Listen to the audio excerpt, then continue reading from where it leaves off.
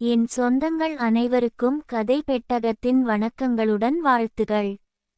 இந்த கதைக்கு ஆன்சர் தெரிஞ்சா நீங்க ஒரு புத்திசாலி. வாங்க கதைக்குள்ள போகலாம். ஒரு சிறிய நகரம். அந்த நகரத்தின் பெருமை 5 கிலோமீட்டர் நீளம் கொண்ட ஒரு பழமையான பாலம். ஆனால் அந்த பாலத்திற்கு ஒரு விசித்திரமான விதி இருந்தது. 10,000 கிலோ எடையை மட்டுமே அந்த பாலத்தால் தாங்க முடியும். அதற்கு மேல் ஒரு கிராம் கூட தாங்காது.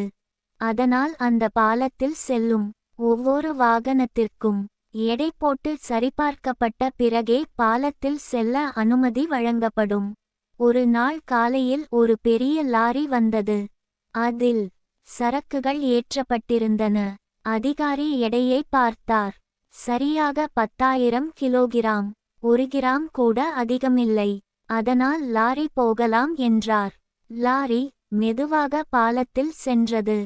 லாரி பாலத்தின் நடுவில் வந்தபோது வானில் இருந்து ஒரு கழுகு பறந்து வந்தது. அதன் எடை சுமார் 1 கிலோவுக்கு மேல் இருக்கும். அது நேராக வந்து லாரியின் மேல் உட்கார்ந்தது. அந்த நிமிடம் அங்கிருந்த அனைவருக்கும் மூச்சு நின்றது.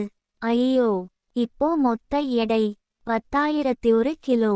பாலம் உடைந்து விடுமோ என்று சிலர் கண்களை மூடினார்கள். சிலர் ஓடத் தயாரானார்கள். ஆனால் 1 வினாடி, 2 வினாடி ஆனது. பாலம் உடையவில்லை. லாரி தொடர்ந்து சென்றது. கழுகு மீண்டும் பறந்து போய்விட்டது. அனைவருக்கும் ஆச்சரியம். எப்படி பாலம் உடையாமல் இருக்கிறது என்று. அப்போது அங்கு இருந்த ஒரு வயதான பொறியாளர் மெதுவாக சிரித்தார். இந்த வீடியோவை பார்த்து கொண்டிருக்கும் உங்களுக்கு பாலம் எப்படி உடையாமல் இருந்திருக்கும்னு தெரிஞ்சா கமெண்ட்ல சொல்லுங்க. நாம இன்னொரு வீடியோல சந்திக்கலாம். இந்த கதை பிடிச்சிருந்தா ஒரு லைக் பண்ணிட்டு சப்ஸ்கிரைப் பண்ணுங்க. இன்னொரு கதையில சந்திக்கலாம்.